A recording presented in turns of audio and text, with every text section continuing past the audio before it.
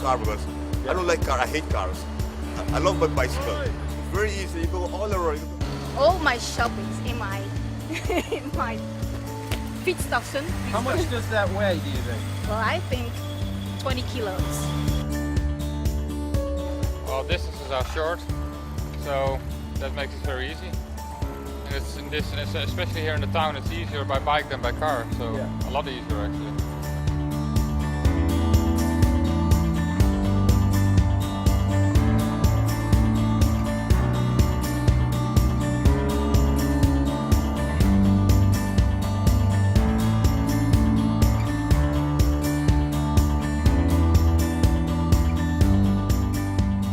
Okay, well, now we are in Groningen. I live here from 1979, so quite a long time. It's a town with 190,000 inhabitants, and 50,000 of all the people here are students, and so we have got a lot of young people in this town. This is, or was, a fortress town for 1,000 years. This was the town that guarded the routes into Germany. It's the fortress of the north. Consequences of that, and the city was contained within the military fortifications until very late in the 19th century. So there is no sprawl. It didn't expand outwards, which meant, of course, that now we say, hey, we've got a wonderful compact city and we can reach everything by foot or bicycle or whatever. Well, in 1972, Groningen get a left-wing local government, and that's the start of I think the bicycle culture. A small group of young, enthusiastic, left-wing ideological people and said, right, we're going to change everything radically. And one of the things they picked on was transport. And in September 1977 they introduced the traffic circulation plan, which means that the city centre was diverted in 4 different quarters. And that means that cars couldn't go from one quarter to the other quarter. They have to go around the city centre. But cyclists, buses, pedestrians, they can go through. You put a ring road around the inner city, you prevent traffic crossing the inner city, you divide it into sectors, you pedestrianize the centre, you move all your car parking out to the edge, you have park and ride schemes, etc., etc., etc. But if you're making a journey inside the city, then you can start and finish in a different part of the city and take a direct line between the two. But if you go by car, you have to take a detour. This is not really an anti-car measure. What this is making the neighbourhoods where people live more pleasant and making cycling into a viable option. And everyone said, it can't work. This is impossible. The shopkeepers said, we'll leave the city immediately. No, everyone must park in front of our door, otherwise we will lose all our business. And then, wonder of wonders, the world didn't collapse. The shops didn't leave the city. The police found, yes, people could learn how to handle this plan. People adapted to it. And that was, as I say, 1977.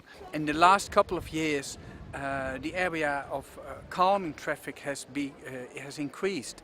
So nowadays, it's just normal that you go on the bike to the city centre.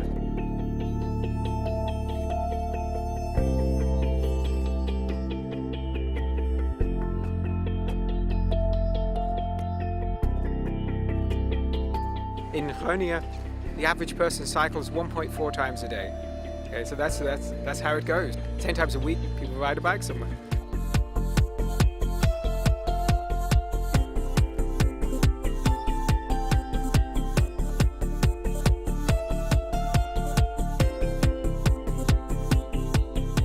It's a very comfortable way of transportation. Above everything, it's very, very economical. So you don't have to pay for buses or trains. With a bike I go through downtown, through the center of Groningen, and then I'm at my work.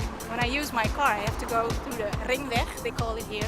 So it takes about, I think, half an hour, and with my bike it's 10 minutes. You need your bike here definitely, because you needed to go to university, you needed to go to party. You can transport everything on the bike, so you see people here riding like, you can even transport the fridge if you want to. Then you put the fridge on the back of the bike and you just push the bike, but it will bring it somewhere somehow.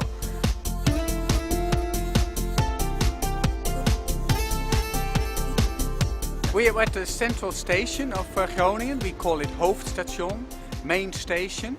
And we've got 3 different places where you can park your bike. Now we're just in front of the what we call Stadsbalkon, town balcony you can call it, with a free parking place for around about 5,000 bicycles. It's free, you don't have to pay, but people are looking after it, so it's a kind of a guarded bicycle park. All the places have got a sensor. The Stadsbalcony is diverted in different areas, A, B, C, D, E, F, G. When you see the sign over there, it shows you how much places are still free. But the one over here on the right hand side, that's the formal bicycle parking, which is a guarded one. You have to pay for it, just for a day ticket, a month ticket, and it's open till the last train arrives in Groningen around about 2 o'clock at night. And then we farther back we've got what we call a bicycle flat, which is free, but is nobody who looks after it. And on the south side of the station there are also parking places. So the total amount of bike parking facilities is around about 10,000. And in the weekend it's all full. That's an OV-fiets. That's the shared bicycle system in the Netherlands. And you can pick up those bicycles at, I think it's 340 stations now around the country. And so it's probably the biggest bike share system in the world now. It's intended for people who've used public transport. So the idea is that if you have cycled to the railway station in your own town, and then you've taken the train, and then you can use one of these bikes at the other end as the other part of your commute. Why ride a bicycle? Because it's much easier than taking the bus, and the car is way too expensive to have in the city. I mean, the infrastructure is great, there's bicycle lanes everywhere. So, yeah, that's basically the reason I ride my bike everywhere. But I have to go, so goodbye. Good luck filming. Have fun. You're not going to get a cycling revolution by having a few 30-kilometre-an-hour streets. You're not going to get it by building just a few cycle paths. And you're not going to get it by traffic calming just a few streets either. You have to do everything, and you have to do it everywhere. You never have to ride more than a few hundred metres from your home in the Netherlands in order to find yourself on a facility of such quality that you will be happy to cycle on it, and you'll be happy for your children to cycle on it.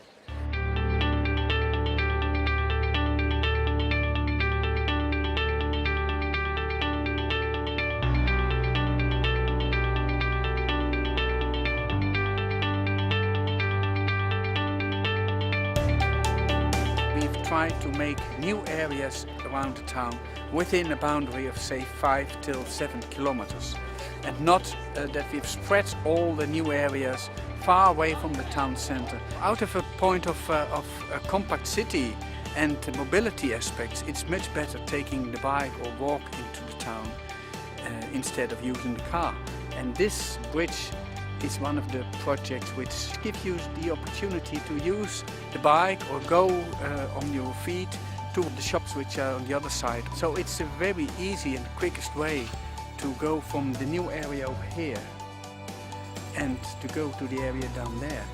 Not using your car, but go on the bike.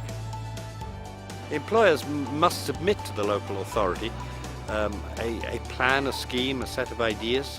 What are they doing in order to encourage their employees not to use motor cars? And this can come in all sorts of forms.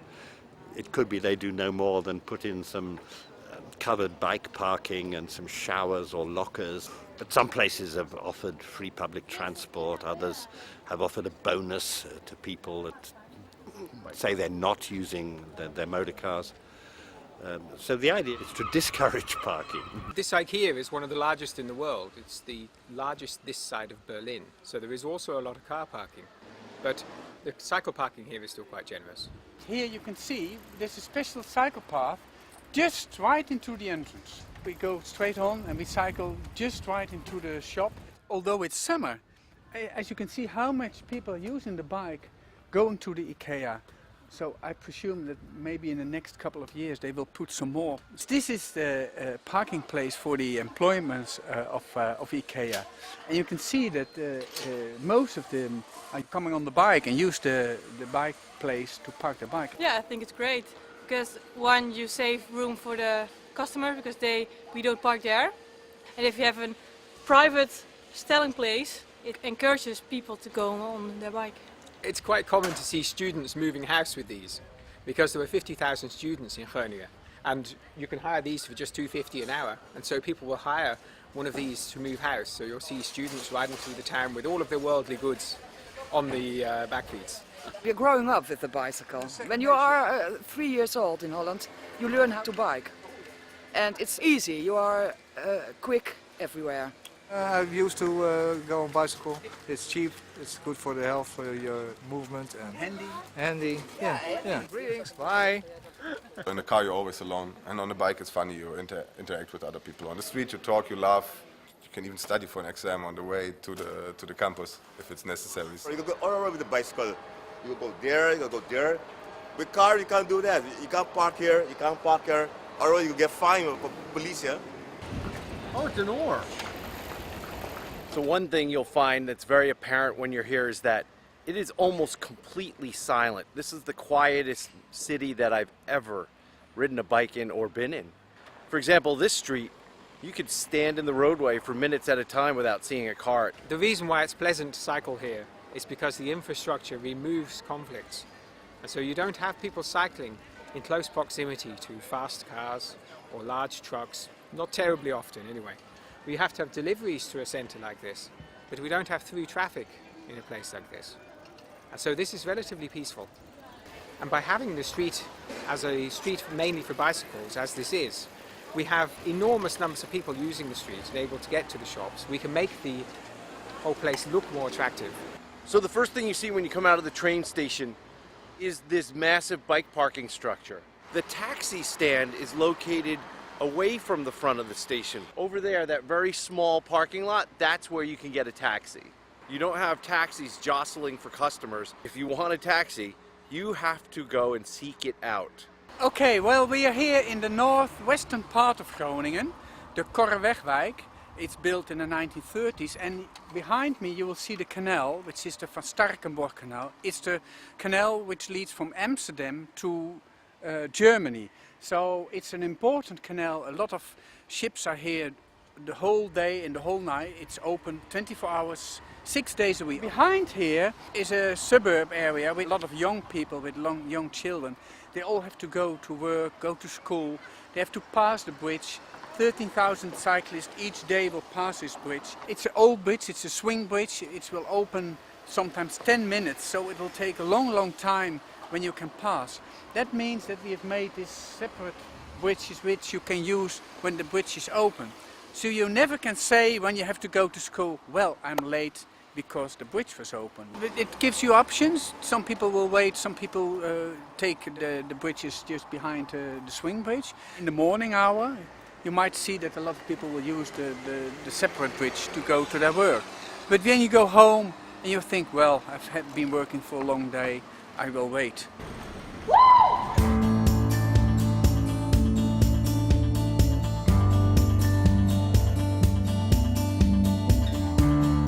There are so many things that have been done to improve livability here in Groningen. As you have seen, everything is attainable by bike. Through smart transportation planning, all obstacles have been removed, and the result is a beautiful city that's quiet, healthy, and fun, and pleasant. Like say if you want to go to the movie theater, there are hundreds of bike parking spaces out front and hundreds more protected in a garage out back. But that's just something that's not remarkable in the Netherlands.